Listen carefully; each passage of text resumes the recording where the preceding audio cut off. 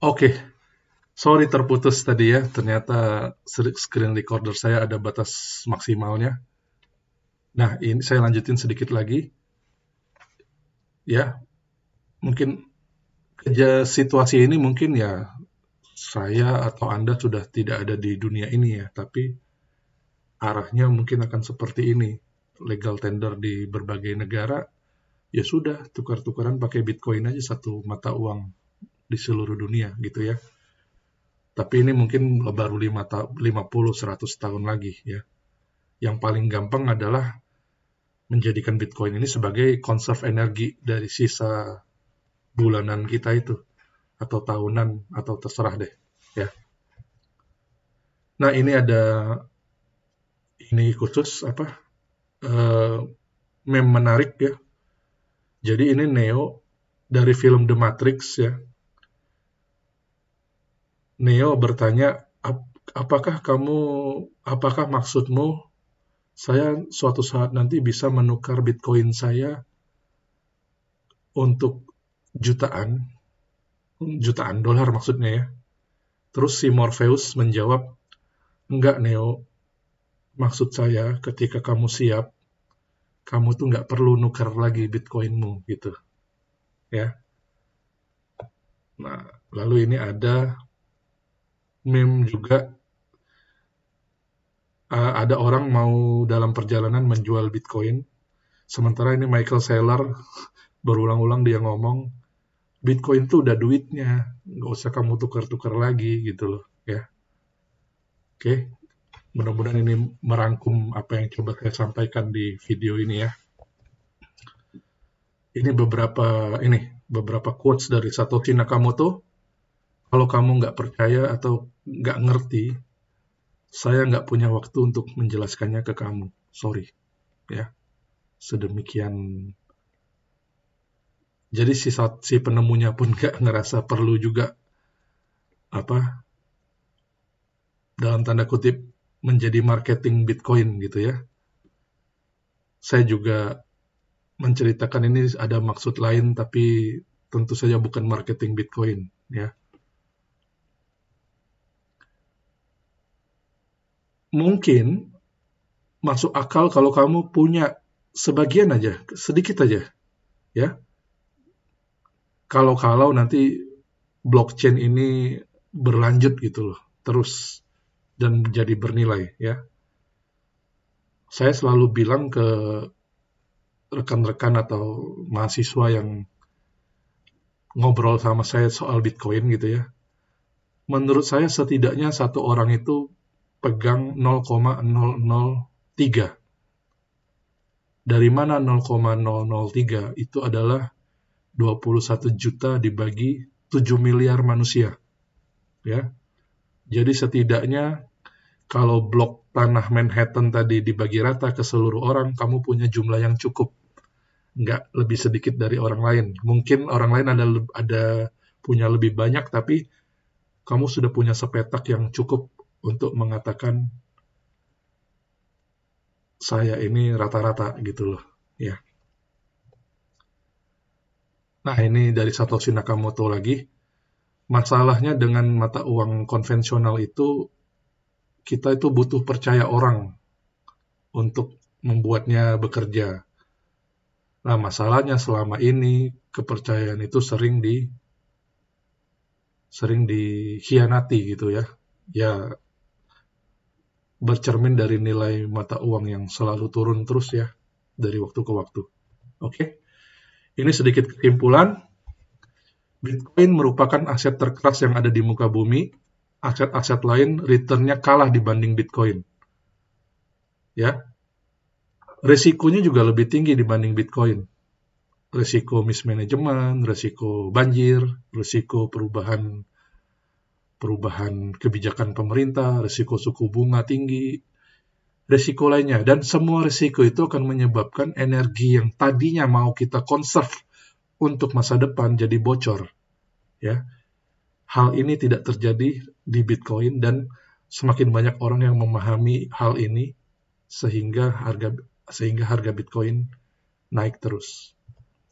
Oke, beberapa risiko Bitcoin adalah data yang dirusak oleh hacker, serta tingkat adopsi orang-orang yang rendah. Namun, setelah 15 tahun jaringan node Bitcoin berjalan, faktanya tidak ada satupun yang mampu merusak data Bitcoin dan tingkat adopsi Bitcoin sebagai instrumen energi storing semakin tinggi. The numbers speak for itself.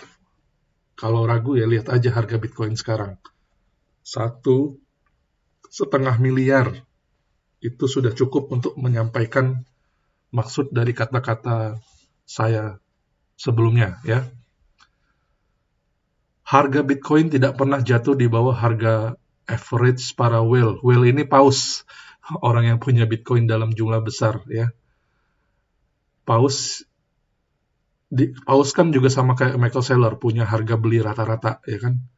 Bitcoin itu nggak pernah jatuh di bawah harga rata-rata whale. Infonya terakhir harga rata-rata whale itu 30.000 per Bitcoin. Itu info yang saya dapat terakhir ya. Saya lupa baca di mana gitu ya. Dan juga nggak pernah jatuh di bawah modal para penambang untuk menambang Bitcoin. Jadi memang seperti yang saya ulang-ulang, Bitcoin ini mewakili energi listrik ya. Jadi nggak mungkin nilainya itu dipermainkan sedemikian rupa. Ada batasnya.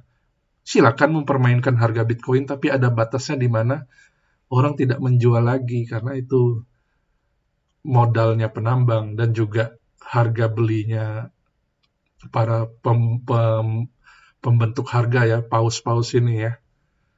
Sehingga dapat dikatakan seiring bertambah waktu, risiko Bitcoin itu makin rendah ya, dan harganya semakin tinggi. Bitcoin ini sekarang tuh dijadiin instrumen trading, jadi nilainya sangat volatile kalau kita ngelihatnya dalam waktu pendek. Namun dalam waktu panjang, minimal 4 tahun, nilainya selalu naik. Tadi sudah kita bahas siklus 4 tahunan. Artinya orang yang kembali ke fiat currency tidak lebih banyak dibanding orang yang tetap meletakkan konservasi energi mereka di Bitcoin. Ini juga sekaligus membuktikan bahwa Bitcoin itu bukan bubble, ya. Ya ada orang beli, ada orang jual, tapi orang jual itu selalu ada batasnya. Pada satu titik orang balik beli lagi karena butuh, ya. Butuh apa? Menyimpan nilai. Karena gunanya untuk value storing yang akan digunakan kembali di masa yang akan datang, maka pada dasarnya mengonversi fiat currency di harga berapapun tidak masalah sebenarnya kalau kalian jangka panjang. Ya, strategi ini disebut dollar cost average, seperti yang dilakukan MicroStrategy. Dari sini kita juga bisa menyimpulkan kurang bijak kalau misalnya fiat currency yang akan kita gunakan itu, yang akan kita konversi itu, akan kita gunakan dalam waktu pendek ya, seminggu, sebulan, atau setahun ke depan akan dipakai uangnya, tapi kita konversi ke Bitcoin karena volatilitasnya itu tinggi banget. Nanti takutnya kalian panik dan menjualnya di harga rendah dari harga beli. Ya, jadi kalau memang uangnya bukan uang dingin, tidak bijak kalau merubah itu jadi Bitcoin. Volatilitas akan semakin reda seiring meningkatnya adopsi Bitcoin. Untuk sementara waktu, gunakanlah uang dingin. Pada masanya nanti, mungkin 50-100 tahun ke depan, mungkin lebih cepat, Bitcoin hanya bisa didapatkan melalui curahan pikiran dan tenaga manusia. Ya kerja kayak biasa itu, ya, nanti dibayar Bitcoin. Nah, early adopter itu akan menikmati perjalanan Bitcoin menuju nilai yang sesungguhnya, ya.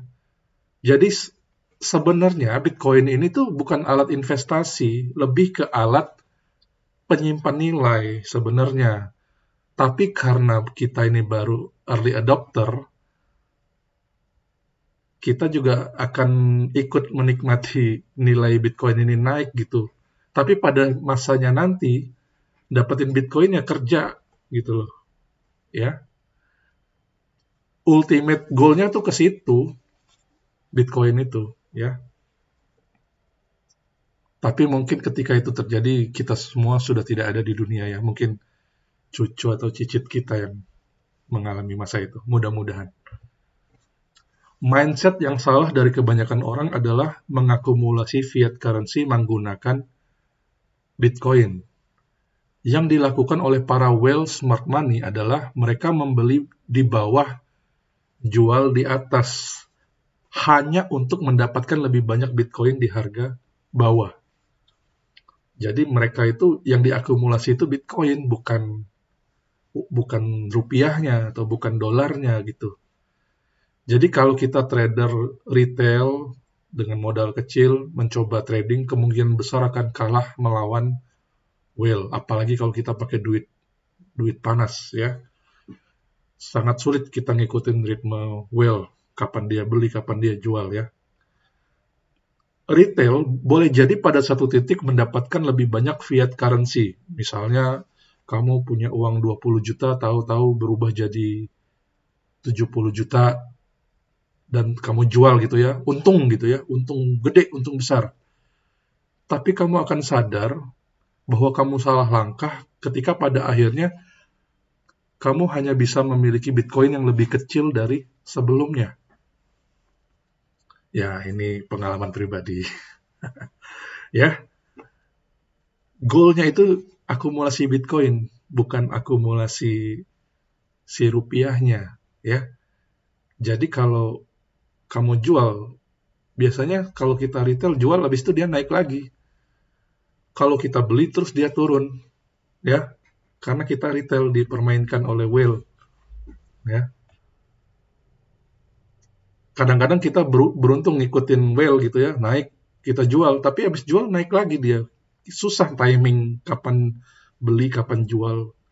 Apakah ini udah dasar, apakah ini puncak, kita itu susah kita ininya. Jadi lebih baik dollar cost average saja ya. Tiap bulan ada sisa uang dingin, simpan energi ke Bitcoin. Bulan depan ada sisa uang dingin, simpan energi ke Bitcoin. Nah itu yang strategi yang nggak mungkin kalah sama whale ya. Jadi jangan trading sih ya, nggak trading. Meskipun pola siklus 4 tahunan itu terlihatan polanya, tetap aja nih kali ini bisa jadi beda ya. Jadi lebih berisiko tidak megang Bitcoin daripada pegang Bitcoin. Kalau pegang Bitcoin risikonya paling turun, nanti kita ikut lagi kalau dia naik. Tapi kalau risiko tidak pegang Bitcoin adalah ketinggalan. Ya. Oke, whale itu kalau kita pakai dollar cost average, ya kita akan ngikut aja. Ya. Jadi kapan nih jual Bitcoin? Juallah ketika Anda butuh. Misalnya saat ini Anda memiliki 1 Bitcoin. 5, 10, 20 tahun lagi mungkin Anda butuh dana untuk suatu keperluan. Mungkin Anda untuk keperluan itu, Anda bisa menjual 0,00 sekiannya dari Bitcoin Anda. Ya, Anda tidak salah baca. Bitcoin semakin perkasa di hadapan semua komoditas. Tadi sudah saya sampaikan ya. Adopsi full ketika tidak perlu lagi pindah-pindah antara fiat Bitcoin mungkin masih lama, mungkin 50-100 tahun lagi, ya. Tapi inisiasi di level negara itu sudah dimulai oleh El Salvador yang menjadikan Bitcoin sebagai alat tukar yang sah, ya. Untuk sementara ya enjoy the roller coaster ride-nya aja. Secara fundamental, Bitcoin sangat kuat. Harganya yang volatile lebih disebabkan karena isu. Dulu isunya soal skalabilitas. Bitcoin Cash dianggap mampu menggantikan Bitcoin. Bitcoin akan hancur karena nggak scalable. Ya. Ujung-ujungnya Bitcoin Cash yang jadi sampah. Ya. Sementara Bitcoin berhasil mengupdate protokolnya menjadi Lightning Network. Ya. Ini mengupdate-nya ketika harga sudah crash, sudah hancur. Ya. Lalu, isu pengajuan ETF Bitcoin ditolak, terus harga Bitcoin pecah, turun gitu kan. Tapi ujung-ujungnya diterima juga gitu. Terus ada isu lagi ban di berbagai negara. Pada akhirnya apa? Vladimir Putin baru-baru ini menyebut Bitcoin tidak bisa di-ban, ya kan? Nah, jadi semua yang dulu diisu-isukan itu akhirnya waktu menjawab isu itu tidak terbukti gitu. Nah, untuk 2025 ini kelihatannya isunya adalah negara A akan adopsi, negara B adopsi, negara C adopsi, negara D adopsi ya. Nah, kita nggak tahu nih, nanti di Oktober 2025 itu ini beneran adopsi atau nanti tiba-tiba muncul berita negara A batal adopsi, negara B batal adopsi, negara C batal adopsi. Kalau ini yang terjadi ya berarti siklus 4 tahunan itu ya tetap ada gitu loh. Tapi kalau benar-benar diadopsi oleh negara dan perusahaan, bisa jadi kali ini benar-benar beda ya. Bisa jadi this time really different, bisa jadi nggak ada rem buat Bitcoin ya, bisa jadi naik terus. Makanya megang itu lebih kecil resikonya daripada nggak pegang ya. Kalau pegang Bitcoin lebih bisa tidur nyenyak. Oke, sekian aja dari saya. Mohon maaf kepanjangan kalau memang kepanjangan ya, tapi saya memang males motong-motong videonya ya, karena ini juga mungkin baru video pertama saya, mohon maaf. Ini sumber gambar yang tadi saya pakai sepanjang presentasi. Ini juga sumber gambar yang tadi saya pakai. Untuk referensi lebih lanjut, silakan buka link-link berikut ini. Saya juga mendapatkan pemahaman dari link-link YouTube berikut ini, ya, termasuk Bitcoin Paper. Terima kasih atas perhatiannya. Sampai jumpa di posting berikut.